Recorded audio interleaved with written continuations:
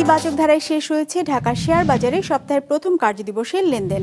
সার্বিক সূচক DSC x 21 point বেড়ে দাঁড়িয়েছে ৫,৬৩৬-এ। বেচা কেনা হয়েছে ১,৪৪১ কোটি টাকার। লেনদেনে অংশ নেওয়া প্রতিষ্ঠানগুলোর মধ্যে দর বেড়েছে ২৪৮টির, কমেছে ১২৭টির, আর অপরিবর্তিত আছে 25টির দর। এবার বাজার নিয়ে বিশ্লেষণ শুনবো ব্র্যাক ইপিএল স্টক ব্রোকারেজের। আজ ডিএসইএক্স ইন্ডেক্স ক্লোজ হয়েছে ৫,৬৩৬.১৫ পয়েন্টে, যা গত বৃহস্পতিবারের তুলনায় ২১.৮৭ পয়েন্ট বেশি। আজ টার্নওভারের দিক থেকে মার্কেট ঊর্ধ্বমুখী প্রবণতা প্রদর্শন করে, যা গত বৃহস্পতিবারের তুলনায় ৭.৭% বেশি। এদিকে অধিকাংশ লার্জ ক্যাপ সেক্টরে আজ পজিটিভ পারফরমেন্স দেখা গিয়েছে, যেখানে সবচেয়ে ভালো পারফর্ম করেছে এনবিএফআই, ফলোড বাই টেলিকমিউনিকেশন এবং ইঞ্জিনিয়ারিং সেক্টর।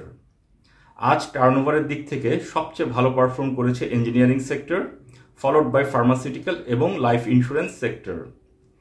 আজ টার্নওভারের দিক থেকে সবচেয়ে বেশি ট্রেডেড স্টক ছিল Robi Axiata PLC, followed by trust Islami life insurance limited এবং Khan brothers PP woven bag industries limited.